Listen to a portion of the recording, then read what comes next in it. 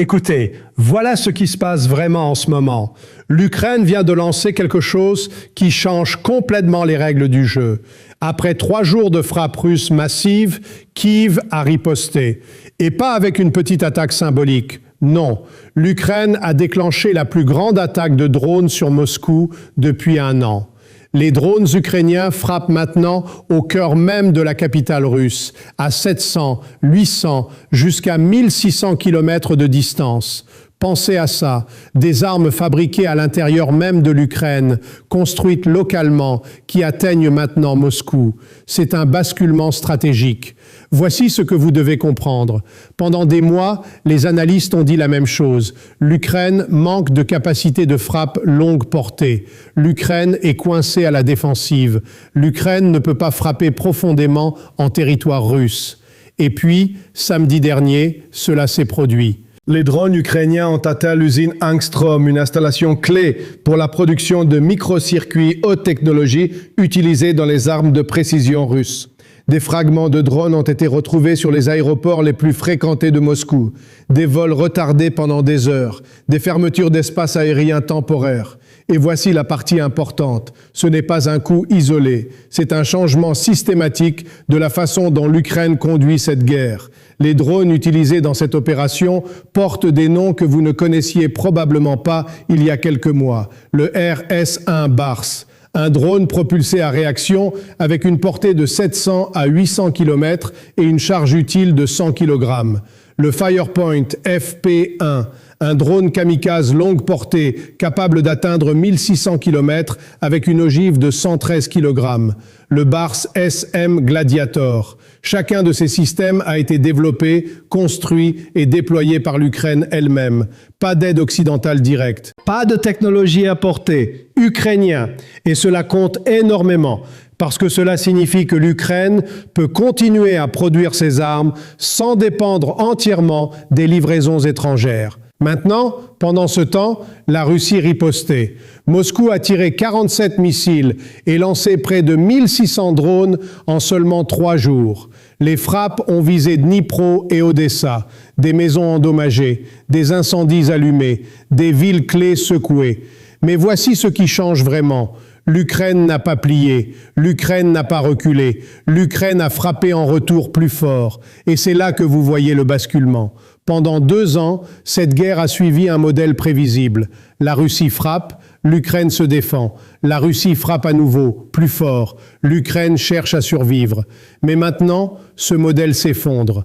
Les deux côtés construisent des capacités de frappe longue portée. Les deux côtés visent des cibles profondément à l'intérieur du territoire ennemi. Les deux côtés escaladent. Et personne ne sait vraiment où cela s'arrête. Zelensky a déclaré après l'attaque « Nos capacités longue portée changent significativement la situation et la perception globale de la guerre russe dans le monde. » Et c'est vrai, parce que cela signifie que la Russie ne peut plus prétendre que Moscou est hors de portée. Cela signifie que les civils russes, les installations russes, les usines russes, les aéroports russes, tout cela devient un objectif potentiel. Et cela change la politique intérieure russe. Cela change la façon dont les gens en Russie voient cette guerre. Pendant 2 ans, beaucoup de Russes se sont sentis à l'abri. La guerre était loin. La guerre était en Ukraine. Mais maintenant, les drones s'arrivent à Moscou. Les aéroports ferment. Les gens voient des fragments de drones tomber du ciel. Et la question devient, jusqu'où cela peut-il aller? Voici ce qui se passe vraiment. L'Ukraine est en train de transformer cette guerre en quelque chose que la Russie ne peut pas gagner de la même manière. La Russie a compté sur sa supériorité en artillerie, en missiles, en puissance de feu brute. Mais si l'Ukraine peut frapper aussi profondément, aussi précisément, aussi régulièrement, alors la supériorité russe en puissance brute devient moins pertinente. Les deux côtés se blessent maintenant, les deux côtés saignent, et la question devient qui peut tenir le coup plus longtemps. Les efforts de paix pendant ce temps sont gelés. Le Kremlin dit que les négociations pourraient reprendre, mais il les a écartées comme une faible priorité. Sur le champ de bataille, la diplomatie est étouffée par les drones et les missiles.